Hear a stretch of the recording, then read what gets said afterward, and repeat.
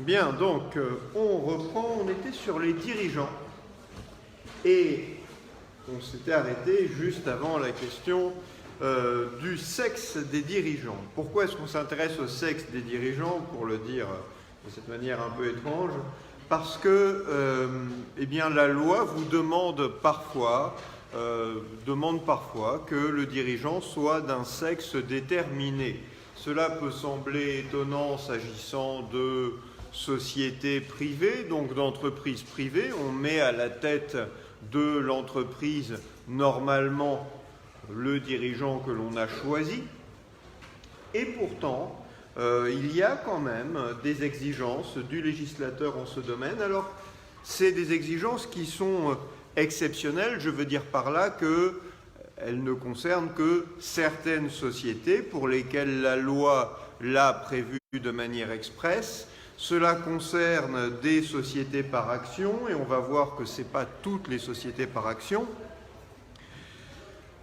Vous avez une loi de 2011, alors c'est plutôt du droit spécial, donc je vais me contenter d'évoquer l'existence de ces règles, on les verra en détail au second semestre, mais vous avez donc une loi du 27 janvier 2011, qui est la loi Copé-Zimmermann, qui est venue poser une exigence, alors une double exigence.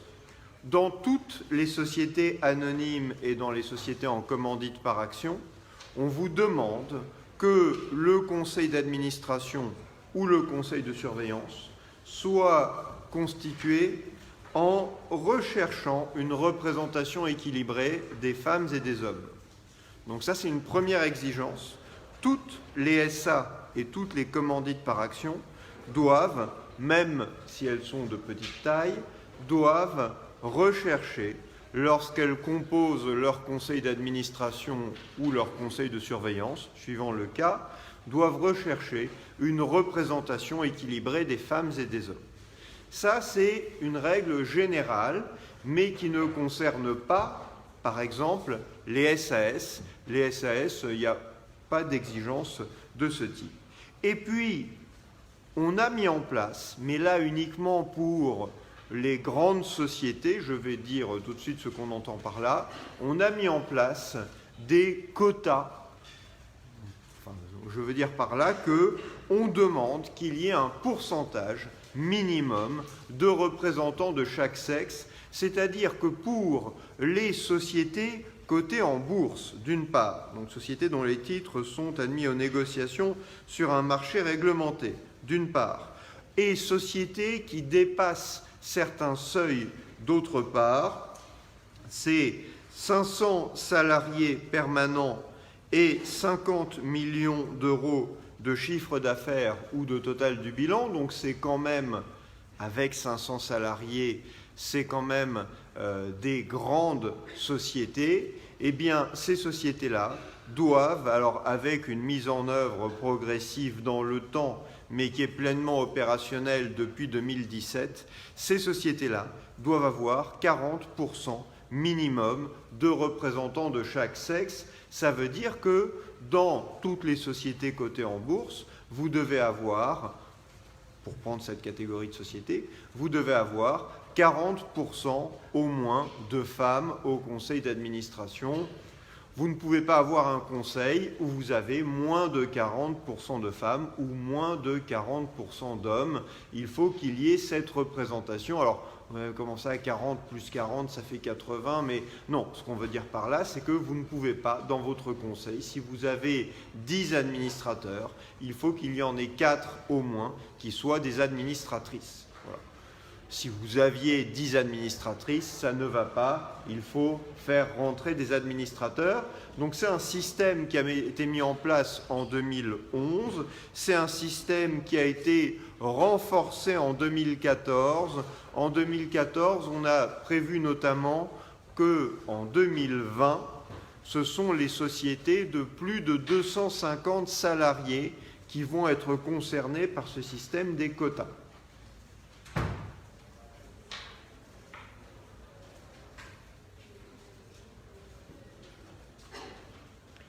Et puis, évolution supplémentaire, avec le projet de loi Pacte, au moment des travaux devant l'Assemblée, on a ajouté des exigences. Là, on commence à aller vraiment plus loin.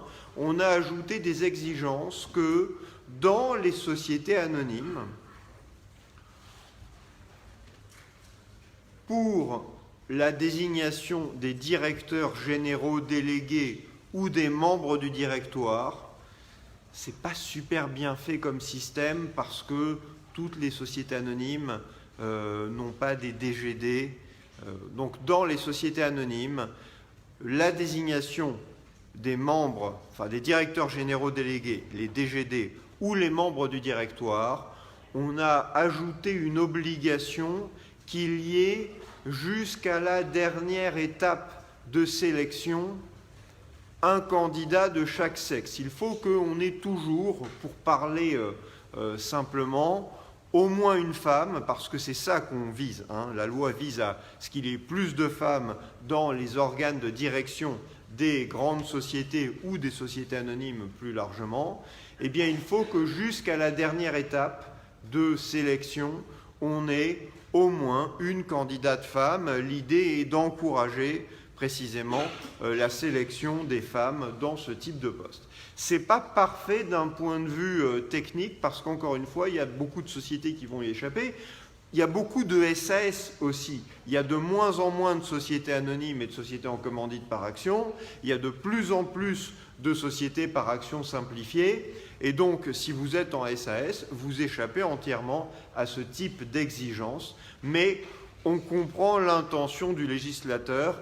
Dans les grandes sociétés, ça a vraiment produit un effet parce que dans les conseils d'administration de toutes les sociétés cotées en bourse, vous avez maintenant au moins 40% de femmes. Ça a vraiment produit un effet. Donc voilà. Après, il existe des sociétés, je le dis, voilà, c'est des choses dont on entend parler, qui pour éviter d'avoir... Vous avez dans le conseil d'administration des administratrices que vous avez fait venir, mais ce n'était pas par choix, c'était parce que le législateur vous l'a imposé. Vous avez peut-être des administrateurs qui représentent les salariés, mais ce n'était pas par choix, le législateur vous l'a imposé. Vous avez des sociétés qui constituent des organes spéciaux qu'on peut appeler des fois comité exécutif ou comité de direction, qui vont se réunir avant le conseil d'administration pour prendre vraiment les décisions. Je ne dis pas que toutes les sociétés qui ont un comité de direction ou un comité exécutif font ça, mais on lit ou on entend que certaines sociétés auraient ce genre de pratique de faire finalement un conseil d'administration resserré, sans les administratrices, sans les administrateurs représentant les salariés. Bon, ce type de comportement, bien évidemment, ça s'assimile à de la fraude, ça revient à faire statuer le Conseil sans formellement violer la loi, mais en trouvant le moyen de la contourner. Au Conseil d'administration, finalement, tout va très vite parce qu'on a l'impression que tout a été décidé à l'avance. Devinez quoi, oui, ça a vraiment été décidé à l'avance. Donc ce type de comportement, si on arrive à le caractériser, et ça peut être parce qu'on arrive à trouver des mails, par exemple, qui attestent qu'il y a des relations qui font que les décisions sont prises avant le conseil d'administration, eh bien, on serait en mesure de contester cette situation sur le fondement de la fraude. Donc ça, c'est sur la question du sexe des administrateurs. Donc, on est dans les qualités, je reviens à mon plan un instant, section première, la nomination, paragraphe premier, les conditions de nomination, on a vu hier grand A, le mode de nomination, grand B, on est dans les qualités requises, il y a des limites qu'on peut rencontrer, des limites, on a vu donc capacité, qualité d'associé, le sexe, il faut parler des limites aussi qu'on peut rencontrer pour... Pardon. Pour certaines sociétés, la loi ou les statuts peuvent écarter des postes de direction des personnes. Je prends un exemple, toute une série de professions libérales, les avocats par exemple, ne peuvent pas exercer certaines fonctions de direction dans une société commerciale.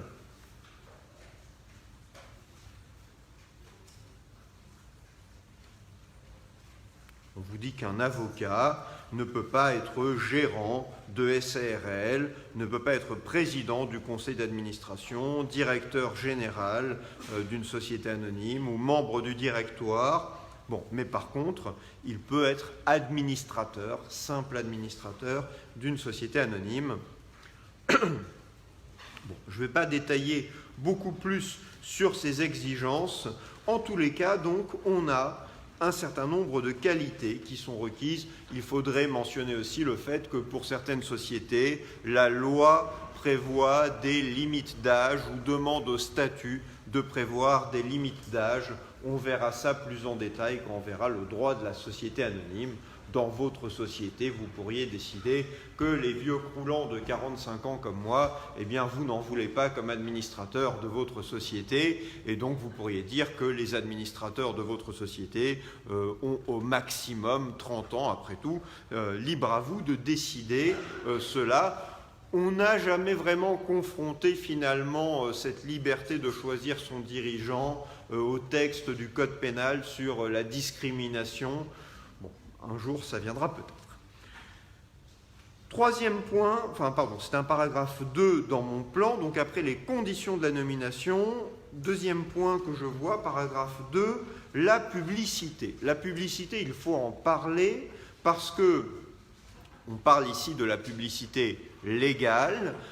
Quand vous avez une société qui est immatriculée au registre du commerce et des sociétés, elle est du coup, pour vous rappeler, dotée de la personnalité morale, eh bien, cette société, on lui demande, c'est la loi et c'est aussi la partie réglementaire du Code de commerce, on lui demande de donner publicité aussi à la désignation de ses dirigeants et de donner certaines informations sur le dirigeant.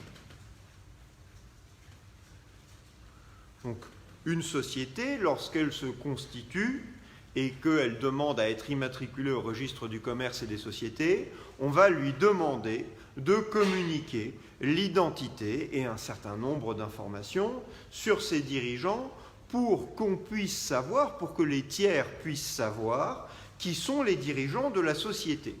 Par exemple, si vous regardez aujourd'hui la société Renault, société anonyme, vous avez accès, vous pouvez demander au greffe du tribunal de commerce un cabis, donc une sorte de fiche d'identité de la société avec les informations essentielles, et vous pourrez savoir qui sont les différents dirigeants de la société. Vous verrez aujourd'hui, président, directeur général, monsieur Carlos Ghosn, mais ça, vous avez cette information, vous la trouvez même gratuitement, parce que ça doit coûter 3 € ou quelque chose comme ça, pour demander le cabis complet. Vous pouvez regarder, vous avez les sites Infogreffe, Société.com, ces sites qui sont faits par les greffiers des tribunaux de commerce.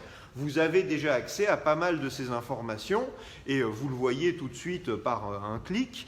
Donc vous avez la liste des dirigeants de ces sociétés. L'avantage, c'est quoi? C'est que en consultant ce registre du commerce et des sociétés, vous pouvez savoir qui sont les dirigeants et qui ne sont pas les dirigeants. Donc si une personne se présente à vous comme étant le président de telle société, vous pouvez le vérifier très facilement.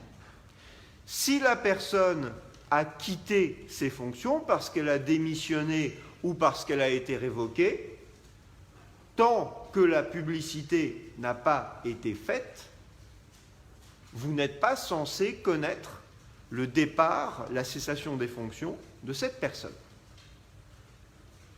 Donc, vous pouvez considérer que ce que vous voyez au registre du commerce et des sociétés, c'est la réalité, tant que la publicité du changement de dirigeant n'a pas été faite. Si vous êtes un tiers de bonne foi, vous pouvez considérer, vous n'avez pas connaissance du fait qu'on a révoqué telle personne ou que telle personne a démissionné. Si la personne signe un contrat au nom de la société alors qu'elle n'est plus dirigeante, si en consultant le RCS, vous sortez un cabis de la société, vous voyez monsieur untel, président, il a été révoqué quelques jours avant, mais on n'a pas encore fait la modification au registre du commerce et des sociétés, eh bien vous pouvez vous prévaloir de cette situation que vous voyez. C'est bien le but de ce système de publicité légale.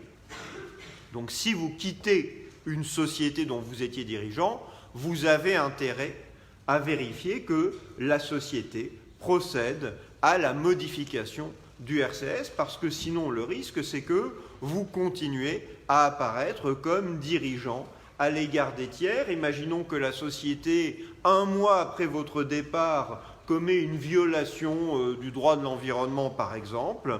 On va peut-être considérer que c'est toujours vous le dirigeant et donc toujours vous le responsable comme responsable chef d'entreprise. C'est important de vous assurer que la publicité a bien été faite, de la demander à la société, éventuellement de la demander judiciairement, parce qu'encore une fois, vous restez aux yeux des tiers dirigeants tant qu'on n'a pas fait cette modification. Bon, cette modification, elle a aussi cette publicité, elle a aussi une utilité, c'est que c'est l'article L210- je retrouve le texte, voilà, L210-9 du Code de commerce, et c'est aussi l'article 1846-2 du Code civil pour les sociétés civiles. On vous dit que ni la société ni les tiers ne peuvent, pour se soustraire à leurs engagements, se prévaloir d'une irrégularité dans la nomination des dirigeants lorsque cette nomination a été régulièrement publiée. Donc, ni la société ni les tiers ne peuvent, pour se soustraire à leurs engagements, se prévaloir d'une irrégularité dans la nomination des dirigeants lorsque cette nomination a été régulièrement publiée. Ce n'est pas un texte qui est très connu, ce n'est pas un texte qui est souvent appliqué, mais il est intéressant. Imaginons qu'on découvre que moi, président d'Ondero, j'ai été nommé par une décision qui n'a pas été prise à la bonne majorité. Dans les statuts de notre société, il est dit que c'est la majorité des 2/3 des associés qui devaient me nommer. Et en fait, j'ai été nommé à la majorité simple parce qu'on n'avait pas encore fait le cours sur la majorité. On ne comprenait pas bien ce que c'était. Bref, on pourrait demander la nullité de ma nomination et surtout, on pourrait demander la nullité des actes que j'ai faits au nom de la société. Une fois qu'on a inscrit mon nom au registre du commerce et des sociétés comme président de la société licence 3. On peut toujours demander la nullité de ma nomination comme président, parce qu'elle n'a pas été faite conformément au statut ou conformément à la loi. Mais vous ne pourrez pas vous prévaloir de cette irrégularité pour vous soustraire à vos engagements. Il y a un effet, si vous voulez, de purge des irrégularités qui est attaché à la publicité. Ce n'est pas très connu, encore une fois, comme règle, mais ça mérite d'être signalé parce que ça peut avoir des effets importants dans des cas pratiques que vous pourriez être amené à rencontrer dans votre vie plus tard de juriste. Enfin, de juriste en activité. Vous êtes déjà juriste praticien. Voilà ce que je voulais dire. Troisième et dernier point sur la nomination des dirigeants, on va parler à un moment de ce qu'on appelle les dirigeants de fait. C'est quoi les dirigeants de fait ? Alors, quelqu'un parle de la théorie de l'apparence, j'y reviens dans un instant. C'est quoi les dirigeants de fait ? Eh bien, c'est des gens que vous faites venir chez vous pour organiser un événement et qui choisissent la musique, qui décident les activités. Bon, voilà. Non, c'est pas dirigeant de fait, c'est dirigeant de fait. Donc, un dirigeant de fait, c'est beaucoup moins intéressant parce qu'un dirigeant de fait, c'est quelqu'un qui s'est comporté comme dirigeant alors qu'il n'est pas dirigeant de droit, il n'est pas nommé dirigeant par l'Assemblée. Imaginons que vous êtes une société, vous êtes notre fameuse société licence 3, vous avez vos 7 dirigeantes au premier rang. Je constate que vous ne respectez absolument pas la représentation équilibrée des sexes au sein du conseil d'administration. Mais bon, voilà, d'ailleurs, je constate que sur les... Oula, oui, c'est impressionnant, sur les 5 premiers rangs, Il y a un garçon, bon, très bien. D'accord, alors, on est entre nous. En tous les cas, donc plus sérieusement, donc vous avez votre conseil d'administration et, oui c'est vous monsieur, vous avez votre conseil d'administration, vous êtes encerclé, vous avez votre conseil d'administration et votre conseil d'administration a élu, c'est pas moi le président, mais votre conseil d'administration a élu une présidente parmi les 7 administratrices. C'est vous, vous êtes au milieu, voilà madame la présidente, et vous me faites intervenir régulièrement pour votre société parce que je suis pas un salarié de la société, je suis un ancien cadre du secteur, voilà, je travaille plus vraiment, je suis plus vraiment actif, mais je viens donner des conseils à votre société. Parfois je suis rémunéré pour ça, mais voilà, je connais bien le secteur dans lequel votre société intervient, et puis on ne connaît pas bien mon rôle, je suis une sorte de consultant, mais progressivement, j'ai pris de plus en plus de responsabilités. Je dirige des fois des salariés de la société, vous m'envoyez négocier avec des clients de la société, et puis finalement, je suis en train de prendre des décisions. Là, je viens peut-être à l'Assemblée pour vous faire un compte-rendu de ma rencontre avec je ne sais pas quel client important de la société. Donc, voilà, j'ai un rôle finalement qui est un rôle de quasi-dirigeant. Je ne suis pas le président de la société, mais certains tiers peuvent croire que je suis le président de la société. Le dirigeant de fait, c'est une notion qui est parfois mentionnée par les textes. Ce n'est pas défini par les textes, c'est la jurisprudence qui a défini ce qu'est le dirigeant de fait. On n'a pas d'ailleurs de grand arrêt de principe qui définit ce qu'est le dirigeant de fait. On a plutôt des arrêts qui vous disent que telle personne était dirigeant de fait parce que, donc on liste des circonstances, des faits qui permettent de dire que la personne est dirigeante de fait. Je prends un arrêt récent qui est un arrêt de la Chambre criminelle du 29 novembre 2016. Pourquoi la Chambre criminelle? Est-ce que c'est un délit d'être dirigeant de fait? Non, ce n'est pas un délit, mais on va se poser la question de savoir si tel délit qui s'applique aux dirigeants s'applique aussi aux dirigeants de fait.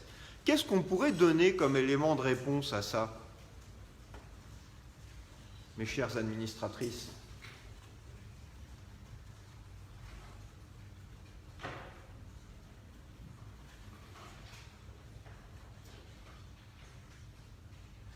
Est-ce que vous pensez qu'un texte pénal qui vise le dirigeant d'une société doit s'appliquer à celui qui n'est pas dirigeant officiellement, mais se comporte comme un dirigeant? Oui? Concernant le délit d'abus de biens sociaux? Oui, d'accord, le début de biens sociaux, voilà, on ramasse tout. Donc, concernant le délit d'abus de biens sociaux, mais on a un texte qui le dit. On a un texte qui dit que le dirigeant de droit ou de fait qui utilise les biens de la société dans son intérêt propre est sanctionné par le délit d'abus de biens sociaux. Mais si on n'avait pas de texte qui le dise, qu'est-ce qui s'opposerait à ça? Oui? Le principe de légalité, absolument, et le principe d'interprétation stricte de la loi pénale. Si on ne nous a pas précisé que c'est le dirigeant de droit ou de fait, a priori, quelqu'un qui est seulement dirigeant de fait, qui se comporte comme dirigeant, ne devrait pas être concerné, mais la jurisprudence, parfois, a considéré que ce n'était pas normal qu'on échappe au délit en agissant comme un dirigeant sans être nommé dirigeant. Mais le principe, c'est effectivement celui de l'interprétation stricte du texte pénal. Donc notre arrêt de la Chambre criminelle du 29 novembre 2016 vous dit qu'une cour d'appel a pu reconnaître qu'une personne était dirigeante de fait au vu des circonstances suivantes. Elle était intervenue pour faire nommer dirigeant de droit une personne qui lui était entièrement dévouée. Première circonstance, c'est elle qui a fait nommer le dirigeant de droit, et le dirigeant de droit lui mange dans la main, si l'on peut dire.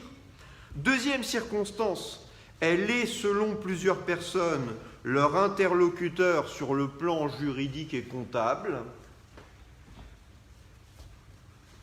Deuxième circonstance, le dirigeant, la personne en question, est, selon plusieurs personnes, leur interlocuteur sur le plan juridique et comptable. Est-ce que vous pensez que ça, c'est vraiment... ça a vraiment un... C'est décisif, ça. La personne qui vous parle sur le plan juridique et comptable, c'est le dirigeant? Oui, le comptable de la société, c'est peut-être l'interlocuteur des tiers sur le plan comptable. C'est un peu étonnant. L'avocat ou le conseil juridique ou le directeur juridique de la société, c'est aussi... le conseil juridique, vous savez, c'est une profession qui a été intégrée dans la profession d'avocat, mais je veux dire par là un juriste de la société, c'est l'interlocuteur sur le plan juridique. Je ne sais pas vraiment ce que ça veut dire, ce critère. Troisième élément, la personne disposait des moyens de paiement de la société. Ça veut dire qu'elle avait le chéquier de la société, elle pouvait décider de faire des paiements au nom de la société. Eh bien, ces différents éléments assemblés permettent de dire que la personne était dirigeante de fait de la société. L'intérêt de dire qu'une personne, pour faire la synthèse, un dirigeant de fait, c'est quelqu'un qui, sans avoir été nommé dirigeant, se comporte comme le dirigeant, exerce des prérogatives qui sont des prérogatives du dirigeant de droit. Quelqu'un qui conclut des contrats au nom de la société, quelqu'un qui licencie des salariés ou qui sanctionne des salariés de la société, quelqu'un qui, même sans conclure, quelqu'un qui négocie au nom de la société, pourrait être vu comme dirigeant de fait. Mais alors attention, on va se dire, mais tous les salariés de la société sont peut-être des dirigeants de fait. Non, parce que les salariés de la société, s'ils sont salariés, ils agissent sous le contrôle de quelqu'un d'autre. L'idée, c'est que le dirigeant de fait, il agit de manière indépendante. Si c'est votre directeur commercial, oui, il négocie des contrats au nom de la société, il paye, il dispose des moyens de paiement peut-être de la société, mais il le fait sous le contrôle de son supérieur hiérarchique, sous le contrôle du dirigeant de droit, par exemple. Mais le dirigeant de fait, lui, agit de manière indépendante, sans contrôle. Donc, ça, c'est pour savoir quels sont les critères du dirigeant de fait. Et ce dirigeant de fait, pourquoi est-ce qu'on se pose la question? On se pose la question parce qu'il y a toute une série de règles qui s'appliquent aux dirigeants de droit dont on peut se demander si ça concerne aussi le dirigeant de fait. La règle la plus... l'effet qu'on recherche, c'est plutôt un effet négatif. C'est la responsabilité civile et pénale. Quelqu'un qui se comporte comme dirigeant sans l'être officiellement, je regarde s'il est dirigeant de fait parce qu'il cause des problèmes, il cause des dommages à des tiers ou à la société, et j'ai envie de le sanctionner ou de lui demander réparation. Donc c'est avant tout pour faire application de la responsabilité du dirigeant de droit à des personnes qui se comportent comme dirigeants mais qui ne le sont pas officiellement, qu'on va rechercher si une personne est dirigeante de fait. Vous avez, on en parle la fois prochaine quand on verra la responsabilité du dirigeant, mais vous avez notamment un cas de responsabilité du dirigeant pour faute de gestion ayant causé une insuffisance d'actifs de la société. Ça concerne la société qui est en, entre guillemets, faillite, en liquidation judiciaire.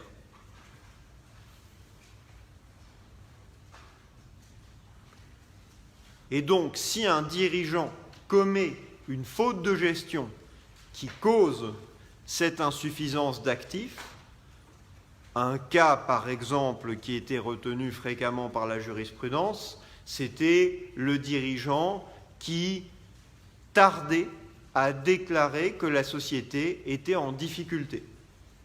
Eh bien, ça, c'était vu, je ne sais pas si ça va être maintenu parce qu'il y a une loi qui a changé, je vous expliquerai ça mieux la prochaine fois, mais ça, typiquement, c'était une faute qui faisait qu'on pouvait demander aux dirigeants de payer, enfin de verser des sommes à la société pour qu'elle paye ses créanciers. C'était un cas de responsabilité personnelle du dirigeant et le texte du Code de commerce qui vise cette responsabilité dit que ça concerne le dirigeant de droit ou de fait. Donc ça, c'est un des enjeux essentiels de la responsabilité du dirigeant, enfin de la qualification, pardon, de dirigeant de fait, c'est cette responsabilité. Vous avez aussi beaucoup en matière pénale les textes qui visent le dirigeant de droit, s'ils visent aussi le dirigeant de fait.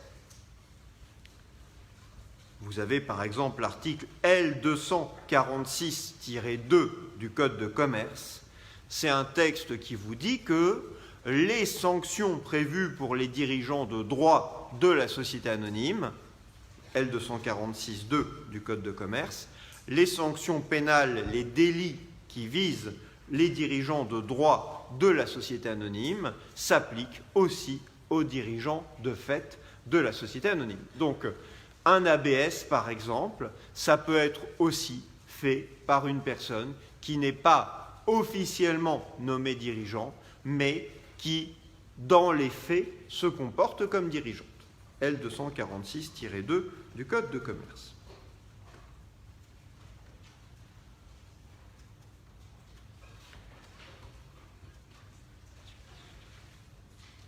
Donc, responsabilité civile, responsabilité pénale, en même temps, comme la personne n'est pas dirigeant pour de vrai, elle peut subir des conséquences attachées, des conséquences négatives, mais des avantages comme, on verra qu'il y a une prescription plus courte pour l'action en responsabilité contre le dirigeant, qui est de 3 ans et pas de 5 ans comme en droit commun, ça en principe, ça ne devrait pas bénéficier aux dirigeants de fait, puisqu'il peut subir les conséquences négatives du statut de dirigeant, mais il ne devrait pas pouvoir se prévaloir des avantages attachés au statut de dirigeant. C'est ce que nous dit sur la prescription un arrêt de la Chambre commerciale du 30 mars 2010.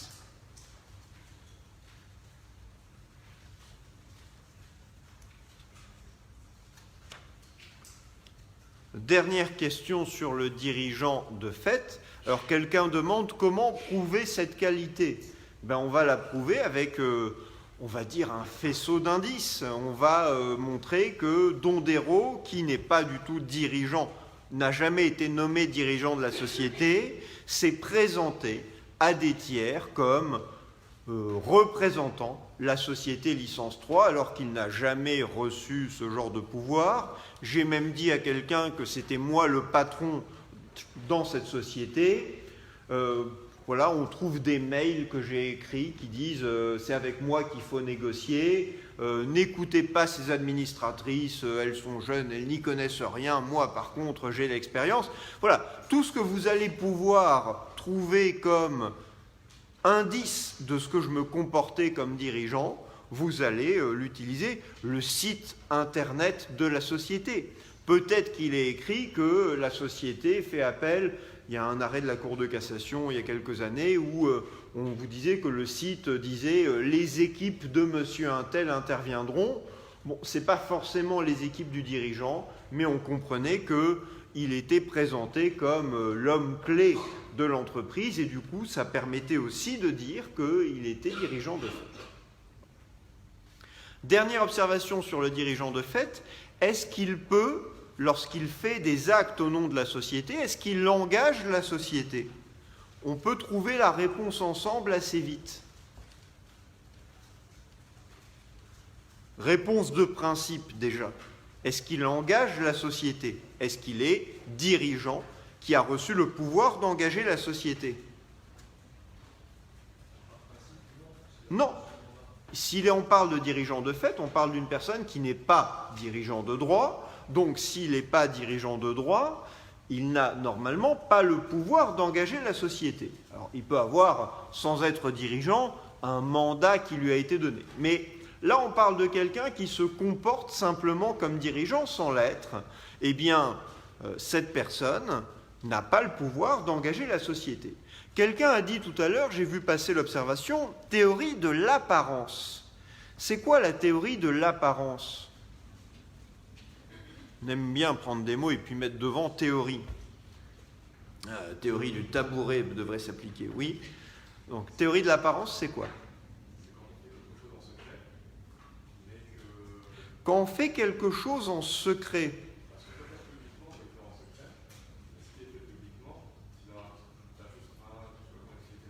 Là, vous êtes...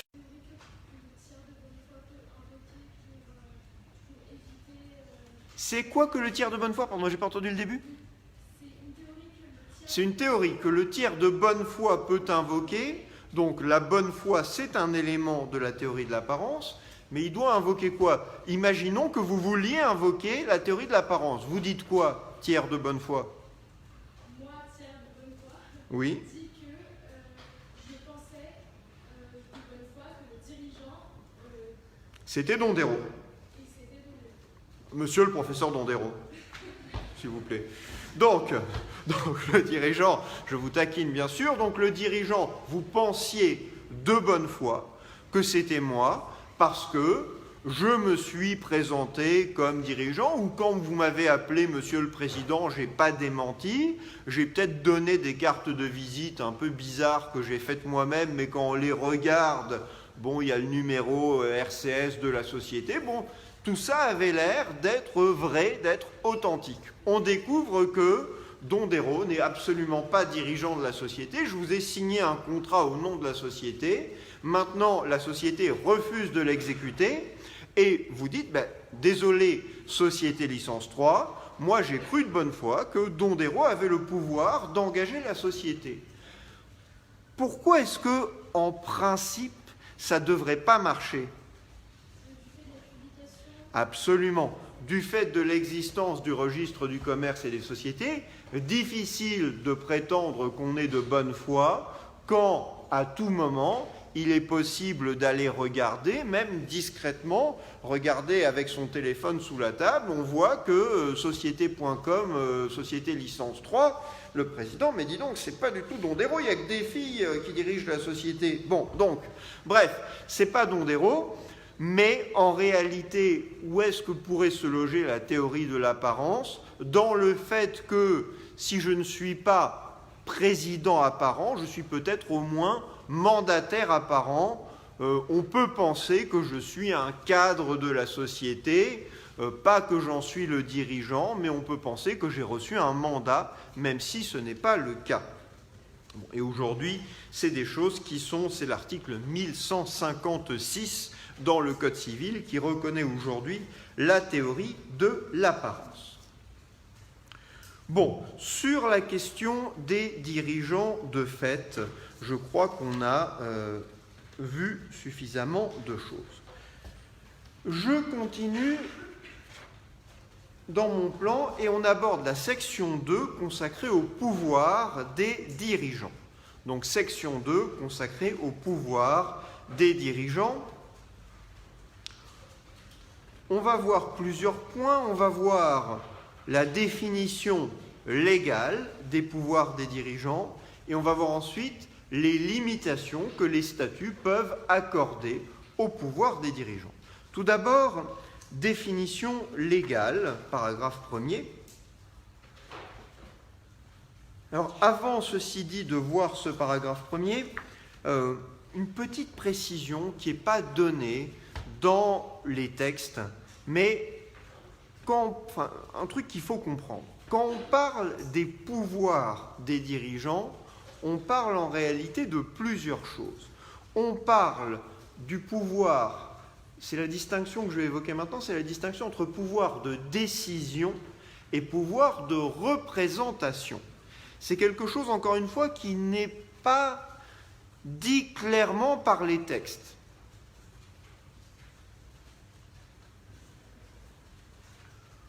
Le pouvoir de décision, c'est, comme son nom l'indique, le pouvoir de prendre une décision, de faire prendre une décision à la société. Par exemple, notre société a un immeuble, on veut vendre l'immeuble. Il faut prendre la décision de vendre l'immeuble, et c'est peut-être une décision que le président peut prendre, c'est peut-être une décision que le conseil d'administration peut prendre, c'est peut-être une décision pour laquelle il faut une décision de l'Assemblée, parce que c'est un acte grave et que la loi ou les statuts demandent une décision de l'Assemblée. Ça, c'est pour prendre la décision. Après ça, on va signer l'acte de vente. Quand on a pris la décision, imaginons que ce soit le conseil d'administration qui ait ce pouvoir, on réunit le conseil d'administration prend une décision, vote, décide à la majorité ou à l'unanimité de vendre l'immeuble, mais ça c'est en interne, on a pris la décision en interne. Maintenant, on trouve un acquéreur, un tiers, ce tiers est prêt à acheter l'immeuble, il faut signer l'acte de vente au nom de la société, et là, c'est le pouvoir de représentation. Qui peut signer l'acte au nom de la société? Ça peut être le président, parce qu'il a le pouvoir de représenter la société, ou ça peut être un mandataire auquel on a donné ce pouvoir. Mais ce que je veux vous dire ici, c'est que vous comprenez qu'il y a des pouvoirs de décision et des pouvoirs de représentation. Si c'est vous, le conseil, qui avez le pouvoir de décider et que moi, président, je n'ai que le pouvoir de représentation, si je signe l'acte sans avoir réuni le conseil d'administration avant, j'ai peut-être le pouvoir de signer l'acte, mais l'acte est nul parce que la société n'a pas valablement pris la décision de vendre l'immeuble. Donc quand on parle des pouvoirs des dirigeants, il y a cette distinction qu'il faut connaître avant tout, qui est distinction entre pouvoir de décision et pouvoir de représentation. On verra au deuxième semestre, dans les sociétés anonymes à directoire, le directoire, c'est un organe de 2, 3, 4 personnes qui prennent les décisions ensemble. Le président du directoire a le pouvoir de représentation. Donc quand le directoire a pris une décision, pour signer le contrat qui donne effet à la décision, c'est le président du directoire. Mais le président du directoire tout seul n'a pas de pouvoir de décision tout seul. Sur la définition légale des pouvoirs des dirigeants, cette définition, elle est souvent donnée par la loi avec des termes qui sont larges. On va vous dire, la plupart du temps, quelque chose comme le dirigeant a tous les pouvoirs pour agir dans l'objet social.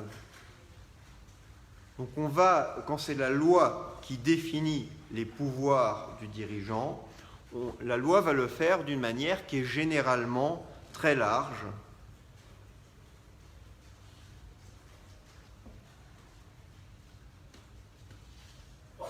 C'est le cas, par exemple, de l'article L227.6 sur le président de la SAS.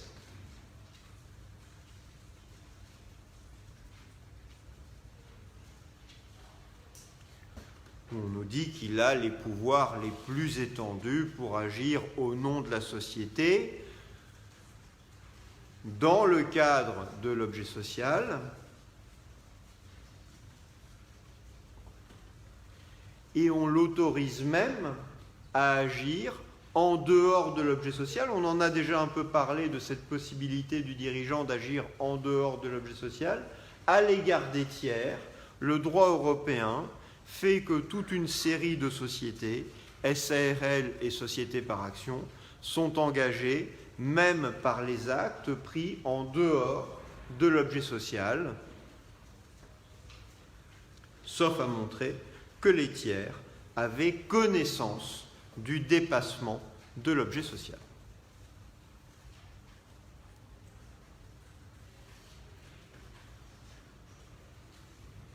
Donc, on a des pouvoirs, tant qu'on reste à ce niveau général, on peut se contenter de dire ça, on a des pouvoirs qui sont généralement définis largement par le législateur, qui sont définis de façon parfois plus précise. Pour le conseil d'administration de l'ASA, par exemple, on va vous dire qu'il détermine les orientations de la société. Bon. C'est assez vague, mais ça permet à beaucoup de sociétés de fonctionner en se contentant de cette définition. La loi pose donc des règles qui sont larges, une définition des pouvoirs du dirigeant qui est large, mais la loi restreint parfois ses pouvoirs pour des raisons particulières, et ce dont je vais parler maintenant, c'est ce qu'on appelle les conventions réglementées et les conventions interdites. Après avoir défini largement les pouvoirs du dirigeant, le législateur interdit complètement certaines conventions ou encadre, réglemente d'autres conventions, et voilà pourquoi on parle des conventions réglementées. Les conventions réglementées, on va commencer par là, c'est une institution ou une question qui est importante en pratique, parce qu'on parle ici des conventions qui sont conclues dans des situations de conflit d'intérêts.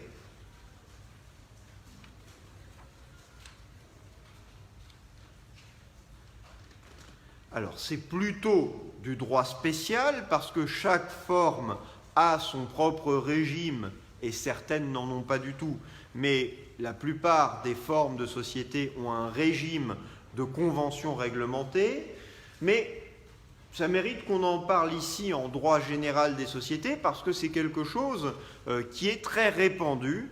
Vous avez dans les SA, dans les SAS, dans les SARL, dans les personnes morales de droit privé non commerçantes ayant une activité économique, vous avez dans la très grande majorité des sociétés, en réalité, un système de conventions réglementées. Celles qui échappent à ça, c'est essentiellement les sociétés en non collectif, mais parce qu'on peut penser que dans ces sociétés, on n'a pas besoin que la loi encadre ce genre de situation. Les associés sont censés faire la police eux-mêmes. Qu'est-ce que nous disent ces régimes des conventions réglementées? Ils nous disent que dans des situations de conflit d'intérêts, où le dirigeant est concerné, exemple, je veux, moi, président de votre société, je veux acheter un bien de la société. Si je fais ce contrat d'acquisition, de vente, si je fais ce contrat d'acquisition pour moi, de vente pour la société, je vais être en situation de conflit d'intérêts. Parce que, oui, j'ai le pouvoir de vendre un bien au nom de la société, ce n'est pas un acte pour lequel il faut le conseil d'administration ou l'assemblée, mais si je fais cet acte-là, vous voyez bien où est le conflit d'intérêts, c'est que quand je vais négocier avec la société, je vais négocier sans défendre sans doute au mieux l'intérêt de la société. Je ne sais même pas comment je peux négocier avec moi-même. Est-ce que je le fais dans un miroir?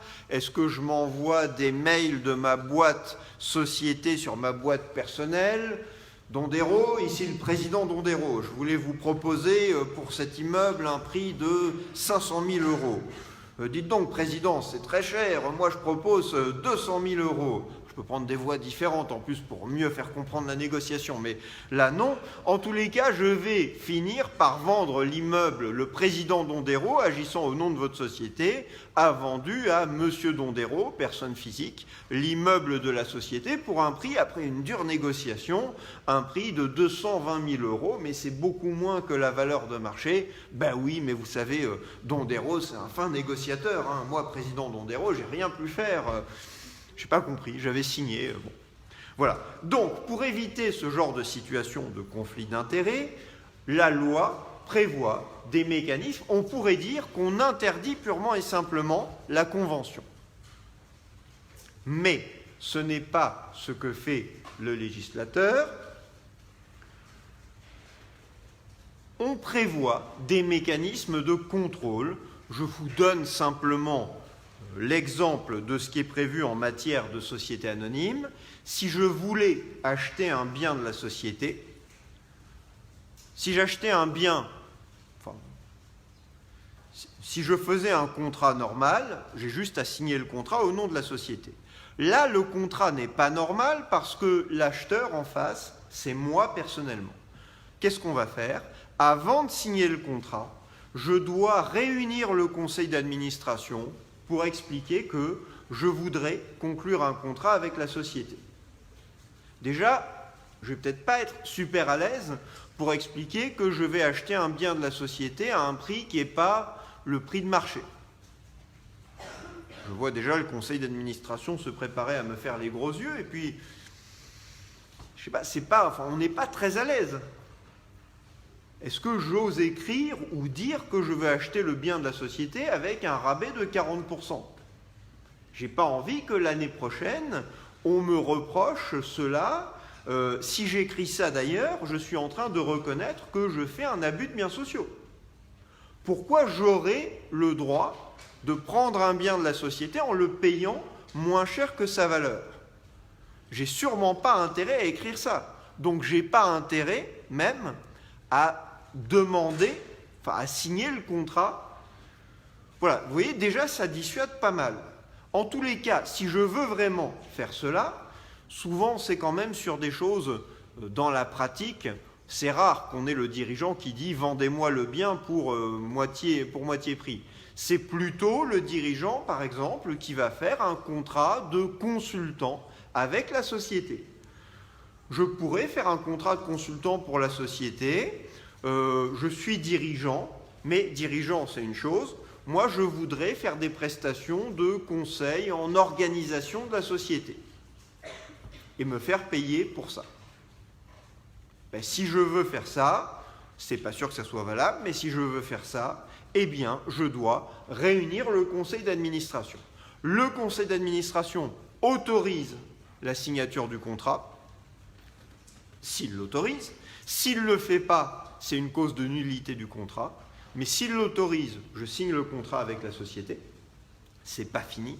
Je dois transmettre le contrat au commissaire aux comptes de la société. Et le commissaire aux comptes de la société, qui est chargé de certifier les comptes, doit faire un rapport sur le contrat. Et ce rapport est transmis à l'Assemblée qui doit voter sur le contrat pour approuver la convention. Et si vous ne votez pas en assemblée sur mon contrat, ça veut dire que je peux être tenu de réparer les conséquences préjudiciables liées au contrat. Donc, je pensais faire un truc assez discret entre le conseil d'administration, le commissaire aux comptes et l'Assemblée. Il y en a qui préfèrent ne pas faire de contrat avec la société. Bon, on verra au deuxième semestre en détail dans quelle situation ça s'applique, mais ce que je veux que vous compreniez, c'est qu'on a toute une mécanique de contrôle de ces conventions qui fait que, eh bien, on n'a pas le dirigeant qui fait dans l'ombre un contrat et personne ne se rend compte que... Mais qui a vendu l'immeuble de la société qui était utilisé pour faire tous les événements de la société? Ah, on ne sait pas. Ah si, c'est le président qui a dû le vendre, mais il l'a vendu à qui au fait? Ah il l'a vendu à lui-même. Bon. Ah mais c'est pour ça qu'on n'a pas fait de bénéfices alors, parce qu'on a des pertes très importantes, parce que... Enfin bon, on imagine des situations qui vont être très mauvaises pour la société. Ça, c'est un moyen de les contrôler, ces situations. Et ça va s'appliquer au cas de conflit d'intérêts. Donc c'est les conventions avec le dirigeant, avec un associé ou un actionnaire important. C'est les conventions avec une société dans laquelle le dirigeant a des intérêts. Une société, pour un exemple, ça peut être une société où le dirigeant est actionnaire majoritaire ou une société dont il est aussi le dirigeant. Dans ces situations-là, il y a conflit d'intérêts. Et pour protéger la société de ce conflit d'intérêts, on applique cette procédure que je viens d'évoquer. Ça, c'est les conventions réglementées. Oui ? Est-ce que ça s'applique aussi à la famille du dirigeant ? Les textes légaux ne visent pas, pour les conventions réglementées, le conjoint descendant ou ascendant. Mais les statuts pourraient dire que ça s'applique aussi au conjoint descendant ou ascendant. Si vous vous rappelez de l'arrêt Château d'Yquem de 99, il faut faire attention parce que si la loi vous dit que dans ce cas-là, on prive de droit de vote la personne qui est en conflit d'intérêts, et si vous appliquez le dispositif de contrôle à des cas non prévus par la loi, il ne faut pas aller priver de droit de vote des personnes qui ne sont pas privées de droit de vote par la loi. Dans l'arrêt Château d'Yquem, vous vous rappelez, les statuts disent qu'on applique le système de contrôle à la convention conclue non seulement par le dirigeant avec la société, mais aussi par le fils du dirigeant avec la société. Et comme il est associé, on le prive du coup du droit de voter à l'Assemblée au moment d'approuver la convention. Réponse de la Cour de cassation dans cet arrêt, on ne peut pas priver un associé du droit de vote dans un cas qui n'est pas prévu par la loi. Ça, c'est sur ces questions. Alors, d'ailleurs, on a un exemple qui va être développé les jours prochains, j'imagine, par la presse, mais vous avez vu que parmi les reproches qu'on fait à M. Carlos Ghosn, pour revenir à sa situation, il y a aussi le fait, mais là encore, c'est que des on-dit qui sont mentionnés par la presse, le fait que, je crois, sa sœur aurait fait des prestations de conseil pour je crois que c'est pour Nissan, et quelqu'un dit, un cadre de la société dirait que ça correspond, que c'est des prestations fictives. Donc voilà, un dirigeant, si c'était avéré, c'est quelque chose qui, en droit français et de ce que je comprends en droit japonais aussi, pourrait engager la responsabilité du dirigeant. Mais, attention, je suis dirigeant de votre société. Ma sœur exerce une activité de conseil. Je lui signe un contrat de prestation de services, donc contrat de conseil avec la société. Les textes ne disent pas que je dois appliquer la procédure de contrôle. Les textes disent quand même, imaginons qu'on soit une société anonyme, qu'on applique la procédure aux conventions conclues avec la société par le dirigeant, mais là, c'est pas moi, éventuellement agissant par personne interposée. Si c'est moi qui donne à ma sœur les conseils qu'elle doit donner à la société et qui récupère la rémunération, on peut dire que j'agis par personne interposée, mais si elle fait une vraie prestation de conseil elle-même, ce n'est pas le cas. On dit aussi que ça s'applique au cas où le dirigeant est indirectement intéressé, mais ce n'est pas dit du tout que ça soit automatiquement le cas si ma sœur est en train de fournir la prestation de conseil. Simplement, beaucoup de dirigeants, dans ce genre de situation, se poseront la question, se diront « Est-ce que j'ai vraiment envie, même si la loi n'oblige pas à un contrôle, est-ce que j'ai vraiment envie que la convention soit conclue ? Et si la convention est conclue, de ne pas en informer au moins le conseil d'administration. Je serai dirigeant de votre société, je me dis peut-être que telle personne de ma famille pourrait vraiment fournir la prestation qui serait utile aujourd'hui à votre société.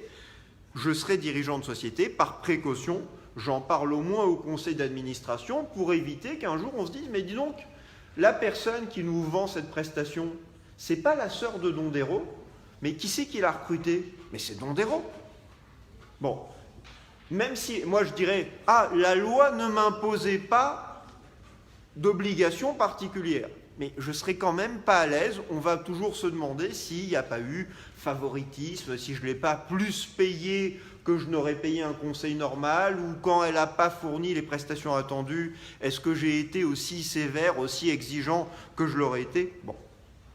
Donc même quand la loi ne dit rien, ces situations de conflit d'intérêts, elles sont toujours sensibles et beaucoup de dirigeants s'en méfient à juste titre, d'autres ne s'en méfient pas ou pas assez, et ça peut leur causer des problèmes un jour ou l'autre. Ça, c'est les conventions réglementées. Autre point, ce qu'on appelle les conventions interdites. Dans certains cas, mais c'est beaucoup plus rare, dans certains cas,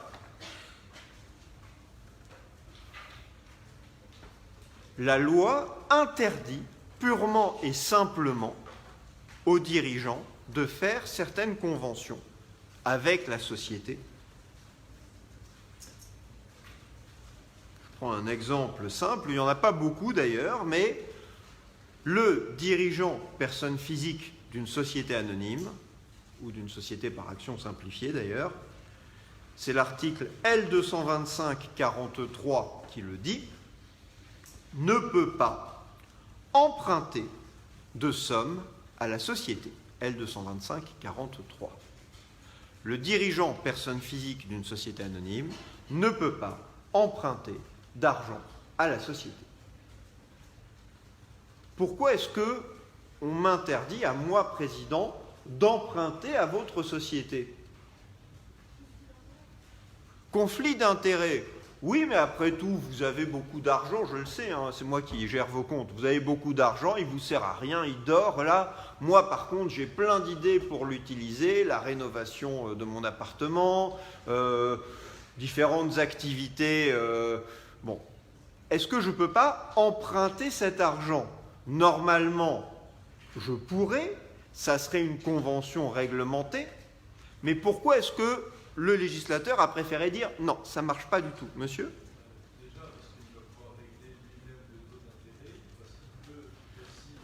Si on ne me contrôle pas, je dis que c'est un prêt. Alors, taux zéro, ça me gêne quand même, mais je vais mettre un intérêt qui va être beaucoup plus bas que les intérêts des banques, oui.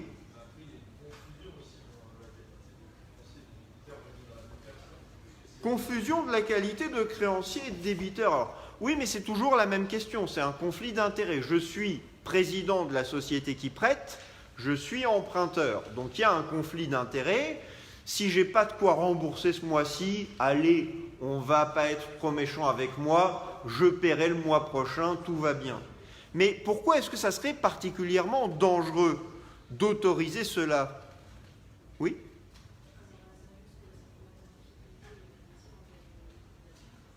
Ça peut mettre en difficulté les créanciers. C'est vrai que si je pompe tout l'argent de la société, peut-être que quand elle en a besoin, elle ne l'a plus, c'est vrai. Mais non, le vrai danger, c'est surtout que si on autorisait le contrat de prêt, le dirigeant ferait tranquillement des prélèvements dans les comptes de la société, ne les rembourserait jamais, et puis le jour où on dit « Dites donc, Dondero, c'est quoi les 3 millions qui manquent sur notre compte ?» Moi, je dirais ah, « Je ne vous en ai pas parlé, mais j'allais vous en parler bien évidemment. C'est un contrat de prêt que j'ai fait avec notre société et j'allais bien évidemment rembourser les 3 millions. Hein. Ce n'est qu'un contrat de prêt. Pour éviter ce genre de tentation, piquer dans la caisse et le jour où on voit que vous avez piqué dans la caisse, vous dites ça n'était qu'un contrat de prêt, on dit le contrat de prêt est purement et simplement interdit. Mais attention, donc dans les sociétés par action, ça ne vise que le dirigeant personne physique, ça n'empêche pas une société de prêter à une autre société qui serait administratrice de la société prêteuse. Dans un groupe de sociétés, vous avez, imaginons, une filiale qui a plein d'argent, dont elle ne sait pas quoi faire, elle a de la trésorerie qu'elle n'utilise pas, elle peut prêter cet argent à sa société mère, à son actionnaire, même si cette société est administratrice de la filiale. Par contre, elle ne peut pas prêter à l'administrateur, personne physique ou au PDG. Oui ?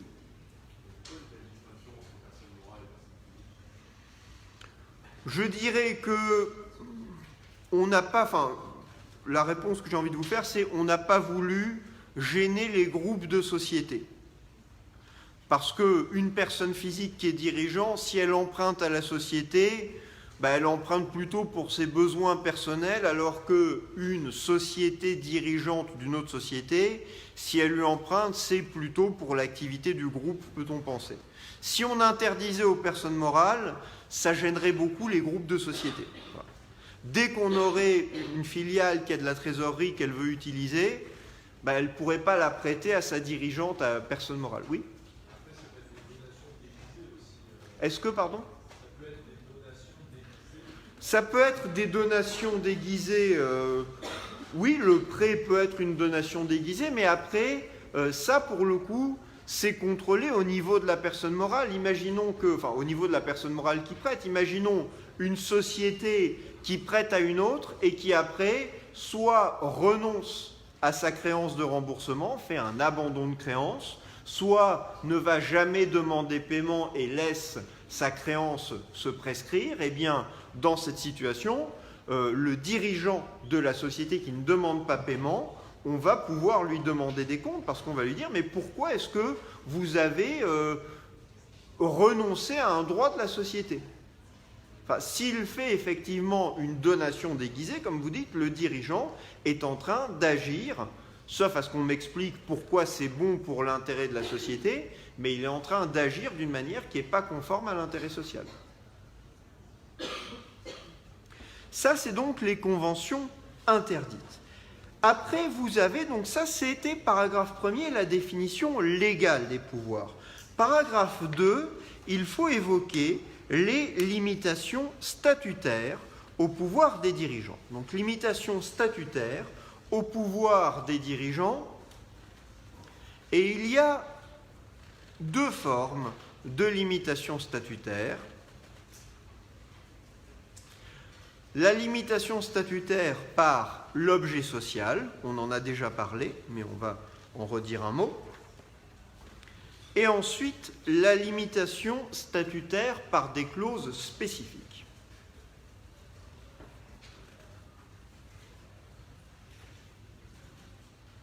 Je m'explique. La limitation statutaire par l'objet social, vous dites que la société a pour activité le commerce de vêtements. Si la société achète un hors-bord, a priori, elle est en train de faire quelque chose qui n'est pas dans son objet social.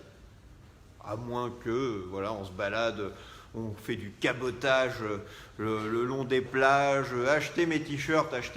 Bon, peut-être que ça rentre finalement dans l'objet social, mais a priori, on se dit c'est quand même loin de l'objet social. En tous les cas, donc ça, c'est une première forme de limitation des pouvoirs des dirigeants. Un dirigeant doit respecter les statuts, doit respecter l'objet social. Et donc, si vous avez un objet qui est défini de manière étroite, vous réduisez les pouvoirs du dirigeant. On a déjà évoqué la distinction entre les sociétés dans lesquelles le dirigeant peut engager la société, même par les actes en dehors de l'objet social, et les sociétés où les actes en dehors de l'objet social sont nuls. Vous vous rappelez, c'est les sociétés, pour faire simple, à responsabilité illimitée, dans lesquelles les actes hors objet social sont nuls. Et en revanche, les SARL et les sociétés par action, il y a cette règle qui vient du droit européen des sociétés qui nous dit que, c'est la directive du 14 juin 2017 aujourd'hui, il y a cette règle qui nous dit que la société est engagée même par les actes du dirigeant pris en dehors de l'objet social, sauf à faire la preuve que le tiers savait que l'acte dépassait l'objet social. C'est clair ça ou pas, cette distinction? Je le reprends avec un exemple et je précise, ça ne concerne que les tiers. Donc, je prends mon exemple de la société de vêtements qui achète quelque chose qui n'est absolument pas en rapport. Elle fait de la spéculation en bitcoin. Elle fait un truc qui est où c'est pas. On pourrait dire qu'elle fait de la spéculation. On pourrait dire que c'est pour son propre patrimoine. Non, elle fait du placement de bitcoin et du conseil en investissement en crypto-monnaie. Là, bon courage pour rattacher ça à la vente de vêtements. Oui, mais regardez les t-shirts, il y a marqué le symbole du bitcoin. Non, ça ne marche pas. Donc, la société a un objet, c'est moi le dirigeant de la société.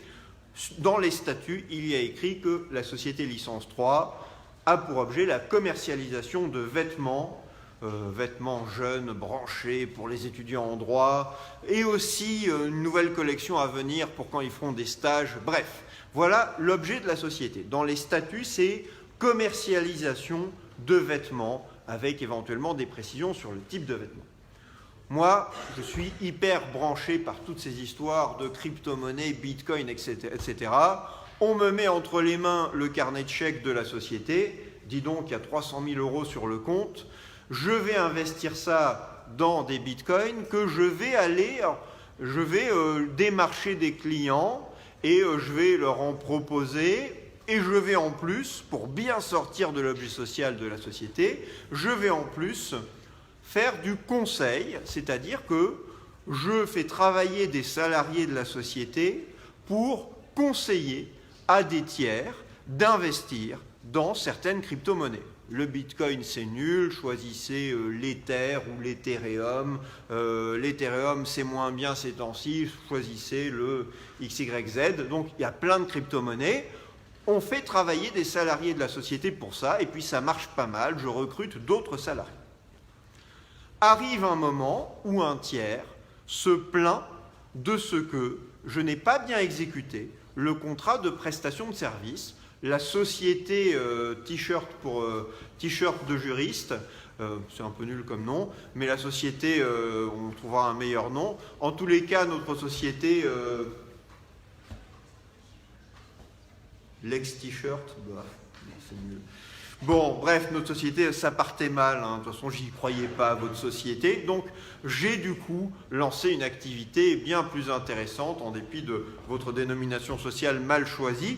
J'ai lancé donc cette activité, mais on a un client qui considère qu'on a mal travaillé et que les 3 millions d'euros qu'il a perdus sur le marché du Bitcoin, eh bien, il considère que il peut engager la responsabilité de la société.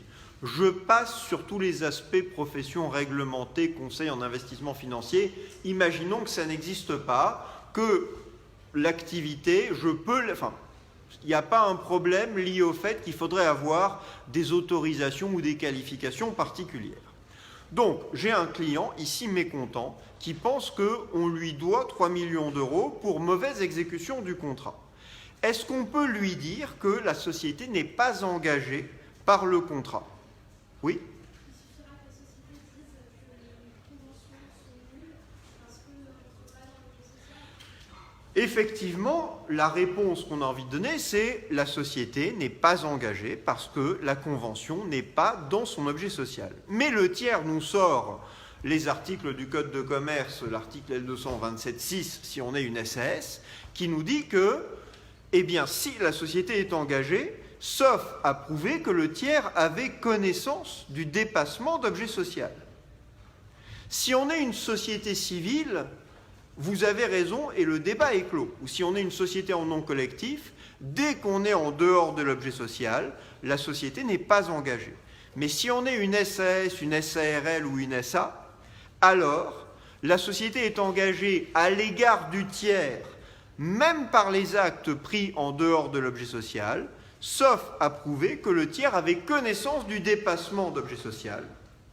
Et les textes ajoutent, la publication des statuts au RCS ne suffit pas à prouver cela. Comment est-ce qu'on peut prouver que le tiers savait que Juriste T-shirt ne pouvait pas faire ce type d'activité? C'est vraiment nul en marketing. Alors, voilà, la dénomination très nulle, effectivement. J'ai contracté avec une société qui est conseil en crypto-monnaie et qui s'appelle Juriste T-shirt. Bon, a priori, c'est un indice gênant pour le tiers. Le tiers, on pourra lui dire, excusez-nous, mais avec un nom pareil, vous deviez vous douter que la société ne pouvait pas avoir ce type d'activité. Le problème, c'est que ça va être difficile, me semble-t-il, de trouver d'autres éléments, sauf si, par exemple, quelqu'un avait communiqué les statuts de la société au tiers, ou si, en discutant avec moi, j'avais dit au tiers, vous savez, il faudra qu'on fasse gaffe parce que la société a un objet social qui ne permet pas de faire ce type d'activité. Des mails qui ont été envoyés, là encore, ou des SMS peuvent être un moyen de preuve utile pour montrer. Ici, on veut montrer non pas un acte juridique, on veut montrer la connaissance du tiers, donc un fait juridique. Et donc, on n'a pas besoin de preuves écrites signées. On peut se contenter d'avoir une preuve qui résulte d'un mail, de témoignage sur une conversation qui a eu lieu avec le tiers. Bon. Donc, ça, l'objet social, c'est une première limitation par les statuts. Deuxième limitation par les statuts, c'est des limitations statutaires spécifiques. Exemple de clause, dans les statuts de Juriste T-shirt, il est dit quoi? Il est dit que toute opération de nature immobilière demande l'autorisation de l'Assemblée des associés. Et il est dit aussi que toute opération d'un montant de plus de 100 000 € demande une autorisation du conseil d'administration.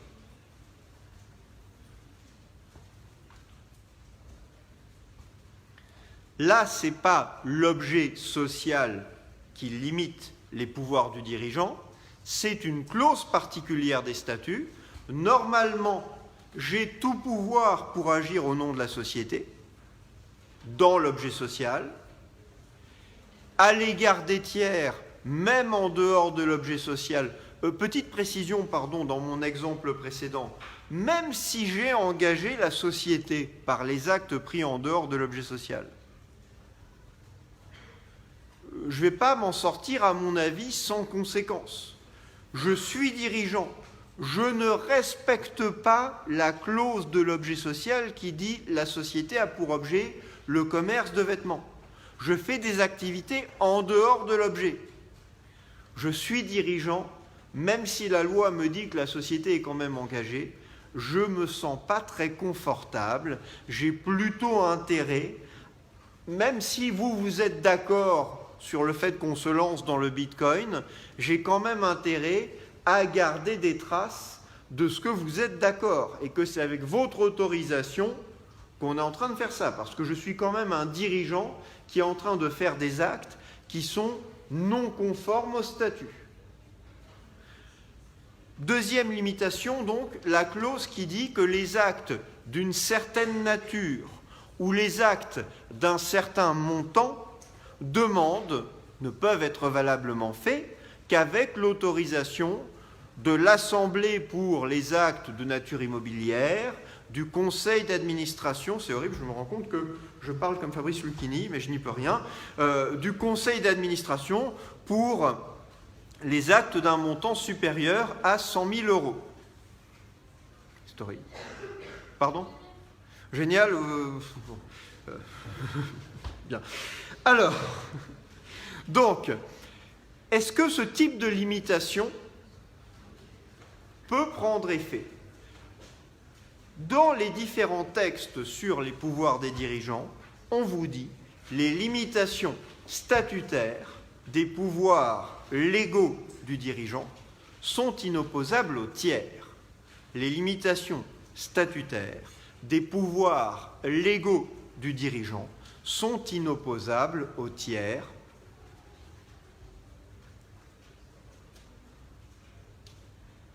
Ça veut dire quoi? Ça veut dire que on est une SS. L'objet, commercialisation de vêtements. Je vous achète ce lot de costumes des années 80 qui vont revenir à la mode et qu'on va pouvoir vendre aux étudiants en leur faisant croire que c'est effectivement revenu à la mode et qu'avec ça, dans leur stage, ils vont avoir un succès fou. Donc, on achète ce lot de costumes, il y en a pour 450 000 €, c'est du vintage, déjà porté, mais peu importe, 450 000 €. Est-ce qu'on est dans l'objet social? Ah oui, on est dans l'objet social. On achète les costumes pour les revendre. Mais on ne respecte pas la limitation statutaire. J'achète en signant seul le bon d'achat et le contrat, s'il y en a un. Je paye, ou je ne paye pas encore, mais en tous les cas, j'engage la société. Et là, je me rends compte que dans les statuts, il est écrit que j'aurais dû aller demander l'autorisation du conseil d'administration avant d'engager la société, puisqu'on est au-dessus de 100 000 €.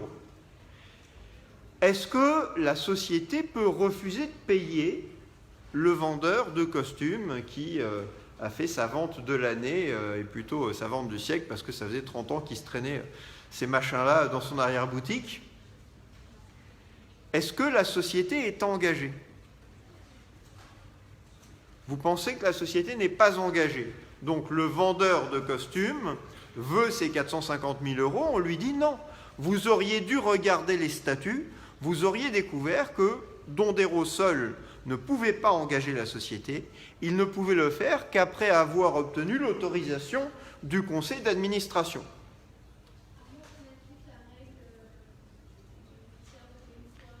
Ben, comme la loi vous dit que les limitations statutaires sont inopposables au tiers, ça veut bien dire que la limitation qui dit qu'il fallait une autorisation du Conseil pour les actes de plus de 100 000 € est inopposable au tiers.